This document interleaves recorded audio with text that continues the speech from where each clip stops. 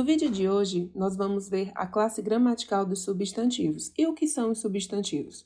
O substantivo é a palavra que nomeia tudo ao nosso redor, ou seja, os seres em geral, sejam eles animados ou inanimados.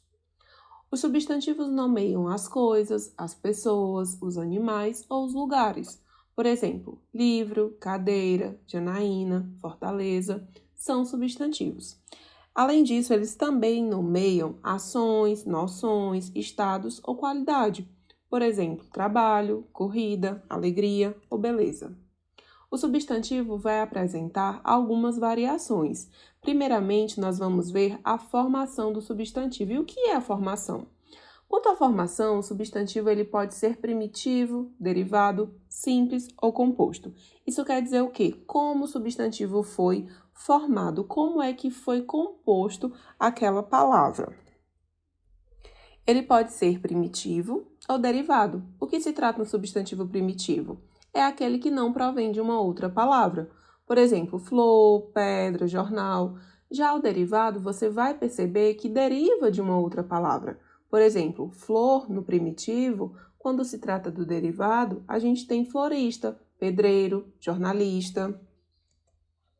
A gente também tem o substantivo que é simples ou composto. O simples é formado por uma palavra só. Por exemplo, água, roupa, pé. Já o composto é formado por mais de uma palavra. Por exemplo, guarda-roupa, pé de moleque. A classificação do substantivo diz respeito a como aquele substantivo pode ser classificado.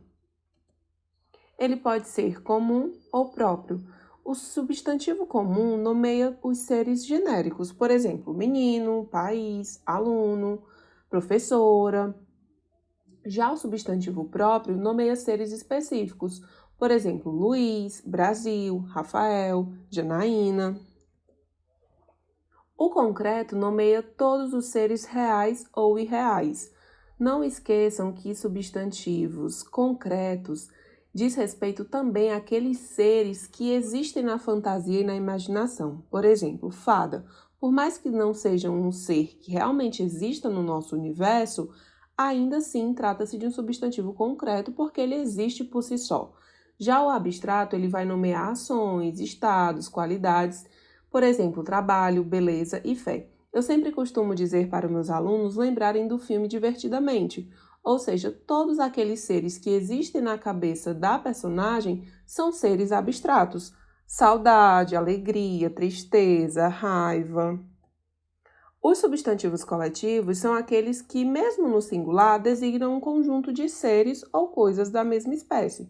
Por exemplo, álbum de fotos, bando de aves, elenco de artistas, ramalhete de flores. O gênero do substantivo pode ser masculino ou feminino. E ele tem outras classificações. O gênero pode ser biforme ou uniforme. O que seria o gênero biforme? São substantivos que designam pessoas ou animais que apresentam duas formas. Por exemplo, nós temos o aluno e a aluna, o gato e a gata, o carneiro e a ovelha. Já os substantivos uniformes apresentam apenas uma forma para o feminino e o masculino. Nós temos sobrecomum e comum de dois. Sobrecomum, o gênero é fixo, então eu digo sempre a criança ou a pessoa. Já no comum de dois gêneros, eu digo jornalista, a jornalista, o motorista e a motorista. A dica é, sobrecomum termina com o número 1. Lembrem-se que aqui nós só podemos utilizar um artigo. Comum de 2 termina com a palavra 2. E aqui nós podemos designar o gênero tanto no masculino quanto no feminino pelo artigo. Então, eu uso o e o a.